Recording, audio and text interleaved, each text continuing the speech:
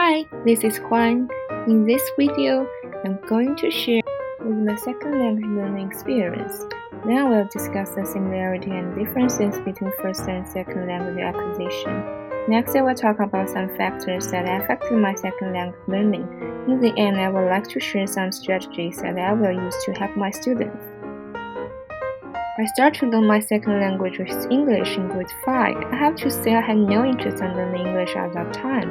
The only thing I remember about my teacher is that she was organizing dictation all the time. After I went to middle school, I began to learn English officially. I got to know who is Lily and Handmaid May and learned a lot of grammar. I studied English really hard because I knew grades matter. One day I became an English class representative, and I was responsible to collect everyone's homework. At that moment, I knew I have the passion to learn English well. Then I will discover similarities between first and second language acquisition. First, both L1 and L2 acquisition will experience the silent period in the beginning. They have comprehension with limited words but do not have output yet. Second, according to the linguistic perspective, second language learners eventually know more about the language than they could reasonably have learned if they had to depend entirely on the input they have exposed to. While first language learners are biologically programmed with language in the same way that biologically functions.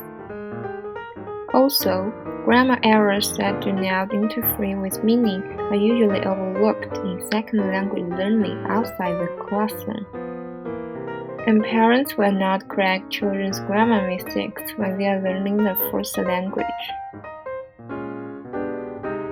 In terms of differences, first, young language learners begin the test of first language acquisition without the cognitive maturity or meta-linguistic awareness that older second language learners have.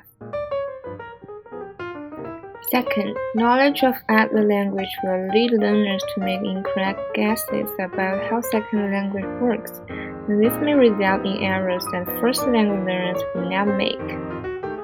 So, attitudes, motivations, and self-confidence helped me a lot in my second language learning.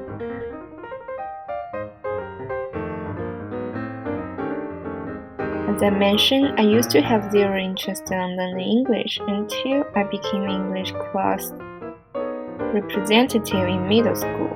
This title was like a social image, which changed my attitudes entirely and pushed me to study English hard. From that, my English grades were always the top in our class. After I came to Canada, I started to learn English with more practical usage. My teachers encouraged us to be more participate in the class. They accepted all kinds of opinions and offered with positive feedback, so I was motivated to speak English more in and outside the class.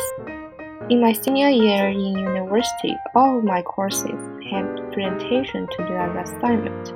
I need to prepare a lot for presentations since English is my second language. However, after a lot of practice, I gathered self-confidence and I was not afraid about presentation anymore.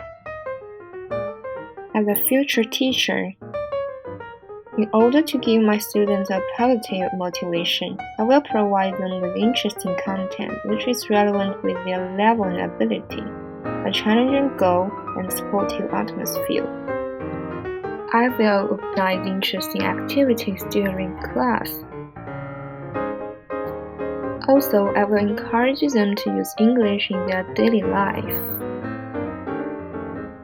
Okay, this is my sharing today, and in the following are the references used in this video. And finally, thanks for watching.